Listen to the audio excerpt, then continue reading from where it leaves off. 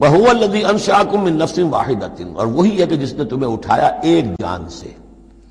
یہ سب جو ہے ظاہر بات ہے کہ ایک جان سے بنا ہے، جو بھی پوری کی پوری یہ جو نسل انسانی بنی ہے وہ ایک جان سے بنی ہے۔ اس میں یہ بھی ہو سکتا ہے کہ مراد حضرت آدم علیہ السلام ہو، اور یہ بھی ہو سکتا ہے اگر کوئی حقیقت ہے ایولیوشن تھیوری میں تو اس کو آپ ٹریس کریں اور امیبا تک لے جائیں، وہ بھی ایک جان ہے۔ اس جان سے ہی پھر مختلف ارتقائی مراحل طے کرتے ہوئے، اس میں پہلے کوئی سیکس نہیں تھا، پھر ہوتے ہوتے سیکس ظاہر ہوا، تو اسی سے خلق منہا زوجہا والی بات جو ہے، اور اس پر ڈاکٹر رفیع الدین مرحوم نے قرآن اور علم جدید جو ان کی کتاب ہے اس میں بہت عمدہ تحقیق ان کی ہے، اور مولانا منصر اصلاحی صاحب نے بھی اس کی تصویر کی ہے۔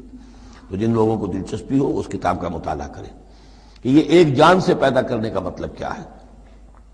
فَمُسْتَقَرٌّ وَمُسْتَوْدَعٌ، اس نے بنایا تمہیں ایک جان سے، لیکن پھر یہ کہ تمہارے لیے ایک تو مستقل ٹھکانہ ہے اور ایک ہے کچھ دیر کے لیے امانت کے طور پر رکھے جانے کی جگہ۔ اب یہ مستقر کیا ہے، مستودع کیا ہے، اس میں تین قول ہیں مفسرین کے۔ پہلا قول تو یہ ہے کہ مستقر تو ہے دنیا، جہاں ہم آئے ہیں۔ اب مجھے یہاں 66 برس ہونے کو آئے ہیں، میں یہاں اس دنیا میں ہوں، لیکن مستودع کیا تھا، تھوڑی دیر کے لیے جو میں رہا ہوں اپنی والدہ محترمہ کے بطن میں رہا ہوں، تو وہ رحم مادر جو ہے وہ مستودع تھا، کچھ دیر کے لیے وہاں امانتاً انسان رہتا ہے اور پھر وہ دنیا میں آتا ہے، وہ مستقر ہے۔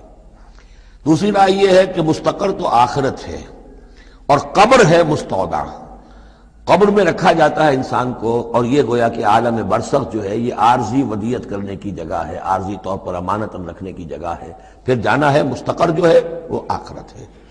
تیسری رائے یہ ہے کہ مستقر آخرت ہے اور مستودع دنیا ہے۔ دنیا میں جو وقت ہم گزار رہے ہیں یہ آخرت کے مقابلے میں بہت ہی عارضی ہے۔ اس حوالے سے اسے بھی کہا جا سکتا ہے کہ یہ بہت ہی عارضی سی امانت کی جگہ ہے۔